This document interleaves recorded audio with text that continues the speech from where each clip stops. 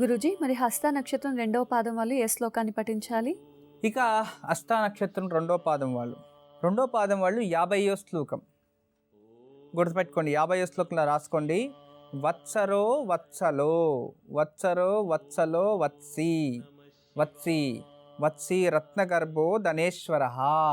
చూడండి, వత్సరో వత్సలో వత్సి రత్నగర్భో ధనేశ్వర అంటే వత్సరో వత్సలో అక్కడి నుంచి ప్రారంభించి రమక్షరంకి ఎండ్ అవుతుంది. రమక్షరం అంటే అక్కడ సదా సత్క్ష సదా సత్క్ష రమక్షరం సదా సతక్ష నుంచి రమక్షరం అటుకి ఎండ్ అయిపోతుంది అన్నమాట. అది ఒకే వర్డ్. నేను విభజన చేసి చెప్పాను, గ్రామర్లో తీసేసి బిడిబిడి అంటే విడివిడిగా చెప్పాను.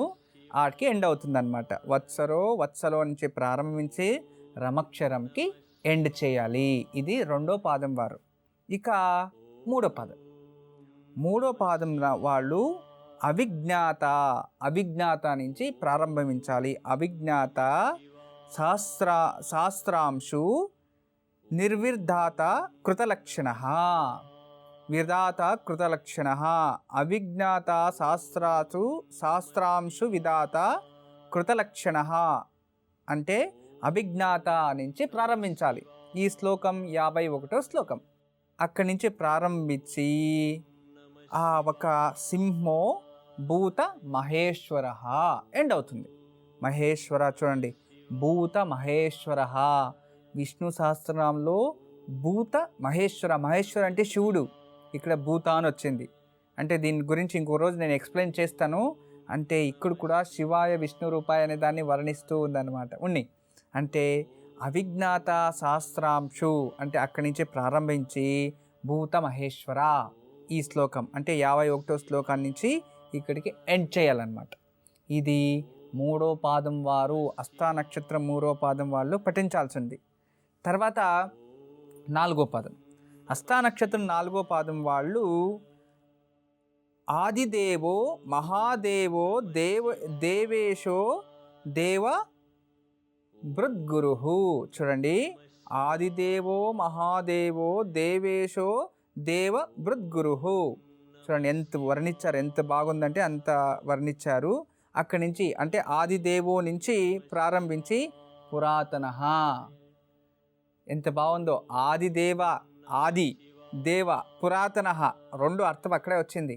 అంటే అక్కడికి ఎండ్ అవ్వాలి. జ్ఞానగమ్య పురాతన జ్ఞానగమ్య పురాతన అంత విశేషత. అంటే ఇది 52వ శ్లోకం. అర్థమైంది కదా? ఈ 52వ శ్లోకం దీన్ని ఎన్నిసార్లు అయినా చదవచ్చు. నేను ప్రతిసారి ఎందుకు చెప్తూ ఉంటానంటే చాలా మన జనాలు కొందరు బద్ధకస్తులు ఎక్కువ, పూజలు చేయలేరు. పూజలు చేయాలంటే కొబ్బరికాయ కొట్టాలి, దేవస్థానం తుడవాలి, దేవుడి ఇల్లు ఉండాలి, ఇవి ఏదేదో చేయాలి. దాని నుంచి మీకు అవన్నీ కాలేదా? ఉదయం లేస్తేనే స్నానం చేసి చక్కగా ఒక ½ అన్ అవర్ భగవంతుని కోసం టైం పెట్టి. అమ్మా, అలాంటి వాళ్ళది నిజమైన ప్రేమ కాదు, అది వ్యామోహం. ఎగ్జాక్ట్లీ చిన్నత్త, నిజంగా ప్రేమించుకున్న వాళ్ళు అలా చేయరు. ఎంత మనసు విరిగిపోతే కన్న కూతుర్ని పట్టుకొని మా దృష్టిలో చచ్చిపోయా ఉంటుందా తల్లి? అది సరే అమ్మా, తన కూతురుతో తన మాట అనేటప్పుడు ఆమె మాటల్లో వ్యథ, కళ్ళల్లో బాధ గమనించావమ్మా? పెద్దబాబుకు బర్త్డే విషెస్ చెప్పు కూడా వెళ్ళాం కదా. ఊరికే ఎలా కాలిపోతుంది? మంట పెడితేనో పడితేనో తగలబడుతుంది.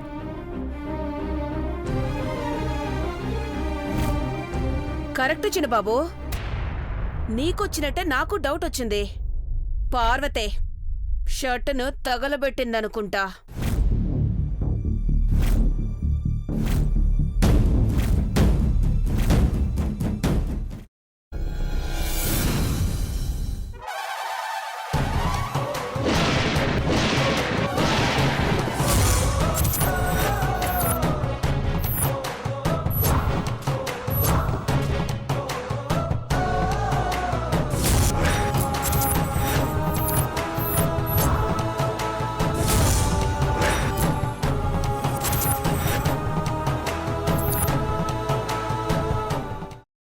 వేయించుకున్న తర్వాత పొట్టు తీసేసి చాప్ చేసి పక్కన పెట్టుకోవాలి. ఒక ప్యాన్లో కొద్దిగా నూనె వేడి చేసి అందులో ఆవాలు, మినప్పప్పు, శనగపప్పు, కరివేపాకు, సన్నగా తరిగి పెట్టుకున్న ఉల్లిపాయలు వేసుకుని 1 నిమిషం పాటు వేయించుకోవాలి. ఆ తర్వాత కాల్చి కట్ చేసి పెట్టుకున్న వంకాయని కూడా అందులో వేసుకుని బాగా మిక్స్ చేసి బౌల్లోకి ట్రాన్స్ఫర్ చేసుకుని అందులో తగినంత చిక్కటి పెరుగు లేదా పల్చటి పెరుగు వేసుకుని మిక్స్ చేసి అన్నంతో కానివ్వండి, చపాతీతో కానివ్వండి సర్వ్ చేసినా చాలా బాగుంటుంది.